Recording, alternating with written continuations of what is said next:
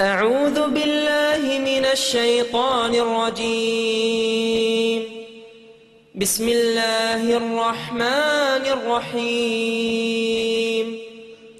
وآية لهم الأرض الميتة أحييناها وأخرجنا منها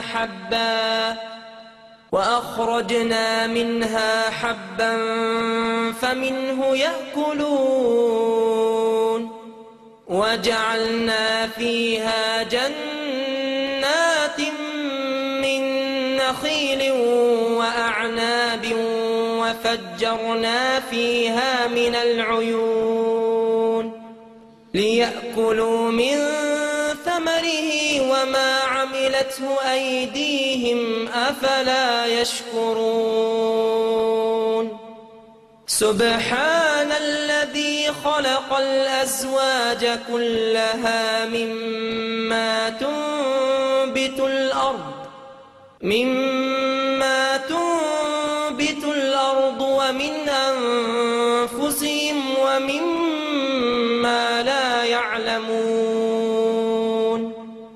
وآية لهم الليل نسلخ منه النهار فإذا هم مظلمون.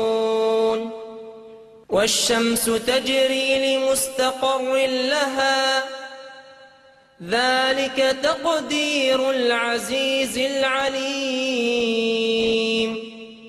والقمر قدرناه منازل حتى عاد كالعرجون القديم. لا الشمس ينبغي لها أن تدرك القمر ولا الليل سابق النهار وكل في فلك يسبحون. I want to remind you or tell you that this revelation, the Quran, was revealed 1424 years ago to an illiterate, that means a man who had no schooling, a man born in the desert, an Arab, chosen by Almighty God to receive a revelation, a man like Jesus, a man like John the Baptist, a man like Zechariah, a man like Isaac, a man like Ismail, a man like Moses, a man like Abraham, a man like Noah, a man like Adam, alayhi salam, peace and blessing be upon him, a man, a messenger, and a prophet. Now this Quran that he recited is recited by 1.4 billion people in the world and memorized from cover to cover, 6,626 verses, by literally millions of Muslims. Not a few, but millions. And it is the ambition of every Muslim to have a son or a daughter in their life that memorizes this entire book. So it's not a phenomenon, except that this book was memorized and preserved in the life of the one that received it from God. And in his lifetime, it was memorized and it was retained and never changed and intact until now. Look what it says. I gave you some statistics, and the basis of it was from the Quran. The Quran says, and a sign for them is the dead earth. It is brought back to life, and then from it springs fruits and grains of all kinds which they eat. And we place therein gardens and palm trees and grapevines and cause them to burst forth therein some springs that come from the ground that man doesn't control himself. And there he creates his industry. that they may eat of the fruit created by God, and their hands have not produced it at all. So will they be grateful? Exalted is he who created all life in pairs. So the Quran establishes that everything in life has been created in pairs, whether plants, whether animals, whether insects, whether fish or bacteria. Has science ratified that everything in life has been created in pairs? Yes, the Quran said that 1,424 years ago. And of course the Prophet Muhammad, peace and blessing be upon him, he wasn't a botanist. He wasn't a geologist.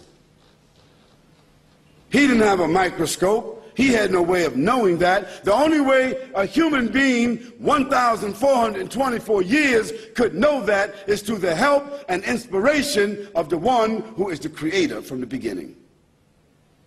Because that fact that everything has been created in pairs was only discovered 78 years ago, scientifically. And a sign for them is the night that we extract from the light of the day. Now this is the phenomena itself that we have now discovered from going outer space.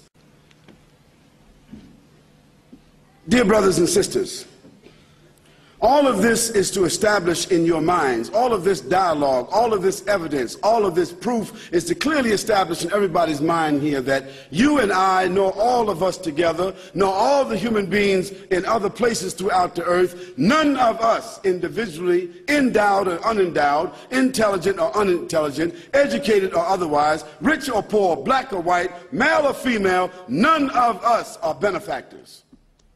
Who's the benefactor? Who's the benefactor? God, the Almighty, the Creator, your Lord, my Lord. This was established by those prophets and messengers, those extraordinary human beings that I spoke about a few moments ago. That was already established. I didn't need to come here and establish that. I just need to come here and remind you of that. Now, those extraordinary human beings were the ones that came to tell other human beings who thought at that time that they were somewhat sophisticated. Isn't that, you know, this is unique about humans. At every age, even 5,000 years ago, they thought they were modern. At every age, human beings, no matter what stage of development they are at, they think that they are modern and more sophisticated than others. This is the nature of human beings.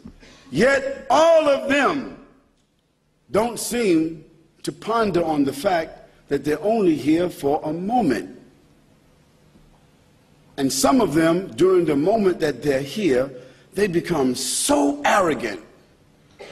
They begin to say that we are the owners, we are the peacekeepers, we are the organizers, we are the administrators, we are the ones who created ourselves, determine for ourselves, legislate for ourselves and others, and we own everything and we determine everything. Isn't there some people that say that? You're either with us or against. And don't give man a few tools that he can use, a few things that he can throw or some missiles that he can shoot.